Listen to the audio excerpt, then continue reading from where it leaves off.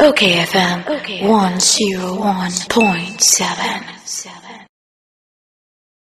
And yet, Yanko Honorable Elliot Edem Agbeno MCE for Ketu South. Honorable, good morning and thanks for having you on our program, sir. Yes, good morning and thanks for having me. Yeah. Sir, what do you make of the situation in your region concerning the army and the police personnel who have been deployed to your region? Yes, thank you so very much for having me, and a very good morning to our cherished listeners. This is the Chief Executive for Ketu South, and so I'll be talking about Ketu South. Okay. Yes. We have some 27 military men just with us to support the existing and the local security. But let me give you a catalog. You all recall that when the coronavirus outbreak started, my place is the border community, arguably the busiest border in Ghana. And we have a lot of unapproved routes that people pass through and through, apart from the main borders. And so when the corona outbreak comes in or started, His Excellency the President, Nana Addo Akufo-Addo, has closed the borders. And all the borders were closed. Even after the closure of the border, the Togo airport was still working. And people still find means to get through our country, through Aflao. And the first 6 cases we recorded are all foreigners, Nigerians, to be specific, who, after the closure of the border, find means to pass through and enter into our country through the unapproved routes. And the Assembly has spent thousands of Ghana cedis to quarantine, to feed, and to do other things, which has even affected greatly our projects and also the finances of the Assembly. So the Security Council, Municipal Security Council, met to see what we can do to police the unapproved routes. So we took a number of decisions and we keep reviewing our decisions. The first was to ban riding of motorbikes along the unapproved route. Then we move on to say that not just banning, when we see somebody riding, we arrest the person and also detain the motor. So we did that, and we have over 40 motorbikes now in custody. And yet people are still passing, and the local security, the immigration tells us their number is woefully inadequate to police all the unapproved routes. So we went in for a military somewhere late April to May, at the expense of the Assembly. The Assembly takes care of their ration, their feeding, their fuel, their accommodation. They were here for over 3 weeks. And we said that no, it is also having a toll on our finances. The Security Council met again, and a decision was arrived at that it would be better we write to RECSEC, the National Security Council, to assist us with rations for the military and bring the military back. But at this time, they should take care of the expenses. Graciously, our request has been ceded to. And 27 military came about 3 weeks ago to augment what we have. These 27 military men, 10 of them are deployed at the unapproved route to assist the immigration. 7 of them go for their regular patrols along the border.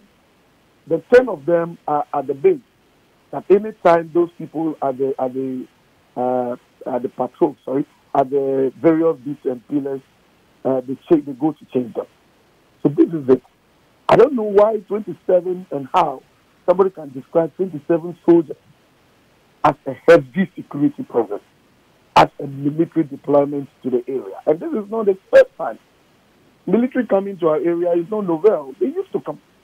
My predecessor brought military for almost over a year. And I remember when we had the chieftaincy problem, we brought the military. And we got resolved. And any time at Aflao or Ketu South, we're having a local challenge and the local police and the local security are finding it difficult, the Security Council makes a move to bring the military to assist, and we get results. And anytime we have issues, it's the military that comes as our last resort. I remember when we had a problem at Adina, the 7th salt factory, where the indigenous went and set the place ablaze. A pregnant woman lost the life. People's bullets were exchanged between police and the residents. It was the military we brought, and we had results. And I don't know why at those periods, sir, our friends do not make a case. Sir, is the threat level so high to warrant such a deployment in your area at this time? Let's say that again.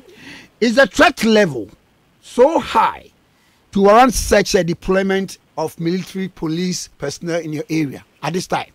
Oh, yeah, sure. I'm saying that it is not at this time. It is a regular review that the Security Council has been doing. Okay. I've told you a number of decisions that we take. And this one is also just one of it. The military were here, they left. No issue. And we say we cannot support them with our finances. So give us a military again, but this time they'll take up their responsibility. And they allowed us, and they gave us 27.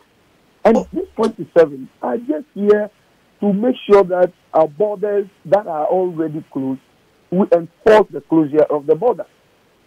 The truth is our borders are closed, true or false. But yes, but sir, is the responsibility of the Ghana Immigration Service, are there not enough to, patrol such porous routes? They are not enough. I wish you come here, I take you around. Yesterday I went around the beach. We have known to have 43 unapproved routes. Like as of yesterday, as I go around, an immigration officer is being deployed 111 at the interval of about 400 meters. In between the meters, you have people's farm just at the imaginary line. You have bushes over there, and people create paths overnight. I was there yesterday, and I saw a path. I asked the immigration officer, "Are you aware about this?" He said, "No, he just came, and this is what we see." So the place is set a way that the immigration are not enough. And that has always been a song they have been singing from day one. Sir, they are not enough, and they cannot, watch over all the areas. So at times we ask customs to support. At times we ask other security to support. That is it. Sir, the NDC is saying that you are using these the patrolling of the borders as a decoy to prevent people from coming to register in the incoming voters register. Thank you so much. And this is where I have a problem with the NDC. If truly they can think like this, because my brother, the borders are closed. True or false? True. Help me. True. The borders are closed. So what is the need for somebody to suggest that we should open the unapproved routes for people to come in? Is that person a peace-loving Ghanaian? Is it truly having a love for this country? If the borders were to be opened and the military are here, they could have a case. And now that the borders are closed, what wrong have you committed? What crime have you committed in making sure that we ensure and enforce the closure of the border? They should rather appeal to His Excellency the President to open the borders, if that is what they want, to bring people in to register. But once the borders are closed, they are closed. We cannot treat some people differently and treat others too differently. Is Telugu also making this same case? Is Pada also making this same case? That we are preventing people from coming? The borders are closed. The land borders are closed. The air border is closed. Sir, it makes somehow confusing that Honorable Katie Hammond was heard on tape. We played a while ago that it's because the electoral register is going to be compiled come tomorrow. That is why the military police have been deployed to that area, thinking that this time around no one from Togo will be allowed to come in and register.